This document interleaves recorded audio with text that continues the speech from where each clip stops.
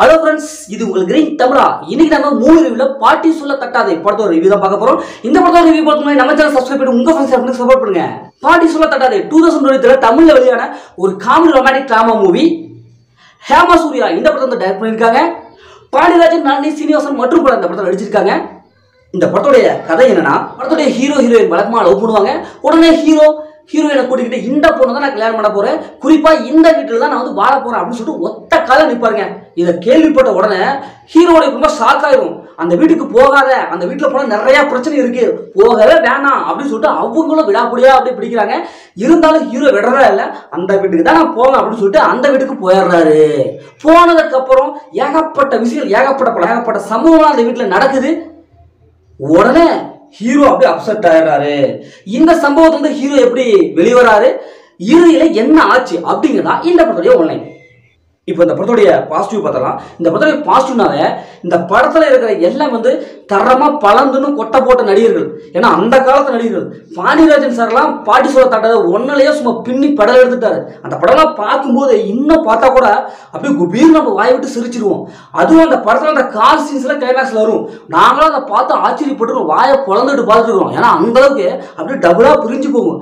இப்படி பாட்டி சொல்ல தட்டாத ஃபர்ஸ்ட் பார்ட் செம்மையா இருக்கும். இந்த படத்துல காமெடி இருக்கான ஓரளவுக்கு இருக்கு.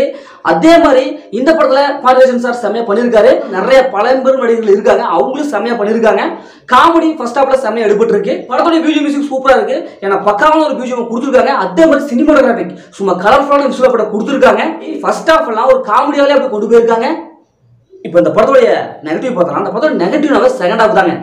ஏன்னா என்னதான் இந்த கதை அப்படின்றது, கதை வந்து பழசுங்க. ஏன்னா பார்த்து பழக்கப்பட்ட அதே கதை தான். என்ன அப்படின்ற அந்த வீட்டை கொஞ்சம் காமிச்சிருக்காங்க. செகண்ட் ஹாஃப்ல சுத்தமாக ஒர்க் அவுட் ஆகவே இல்லை. காமெடி கொஞ்சம் ஓரளவுக்கு ஒர்க் அவுட் ஆகிருக்கு, ஆனால் செகண்ட் ஹாஃப் சுத்தமாக ஒர்க் அவுட் ஆகலை. அதே மாதிரி படத்தில் எமோஷனல் சீன் சுத்தமாக கனெக்ட் ஆகலை. அந்த எமோஷனல்லாம் நம்ம ஃபீல் பண்ணணும், ஆனால் இங்கே ஃபீல் பண்ணவே முடியல. ஏன்னா அந்த அளவுக்கு ஒரு மாதிரி இருக்கு. என்னடா இது இப்படி எமோஷனல் எடுத்து வச்சுருக்கீங்களாடா அப்படிங்கிறது தான் இருக்கு. இன்னும் கொஞ்சம் எமோஷனலாக நம்ம ஒரு அழுத்தமான சீன்ஸ்ல எதுவுமே இல்லை. ரொம்ப அப்படியே காமெடியாக வழக்கமாக ஏனோ தான் கொண்டு போயிருக்கிற மாதிரி தான் நமக்கு ஃபீல் ஆகுது. ஏன்னா படத்தில் நிறைய கேரக்டர்கள் நல்லா அனுபவமிக்க நடிகர்கள் இருந்தாலும் அவங்க வந்து வேலை வாங்க தவறிட்டாங்களோ, டைரக்டர் என்னப்பா இது அவங்கள வச்சு என்னப்பா ஒரு போக்கு மட்டும் தான் காமிச்சிருக்காரு, அதை விட்டு கூட அவங்ககிட்ட இன்னும் கொஞ்சம் நல்ல ஒரு அழுத்தமான சீன்ஸ்ல கொடுக்கவே இல்லையாப்பா அப்படிங்கிறத நம்ம மைண்ட் அப்படி யோசிக்குது. படத்தில் சேடாக ட்விஸ்ட் அண்ட் டர்னிங் இல்லைங்க. ஏன்னா ஒரு ஃபேமிலி படமாக இருந்தாலும் ரீசெண்டாக எல்லாருமே ட்விஸ்ட் அண்ட் டர்னிங் தான் எதிர்பார்க்குறாங்க. ஆனால் இந்த படத்தில் அந்த அளவுக்கு இல்லை. நம்ம ஈஸியாக கெஸ் பண்ண ஒரு ஃப்ளாட்டாக தான் போகுது.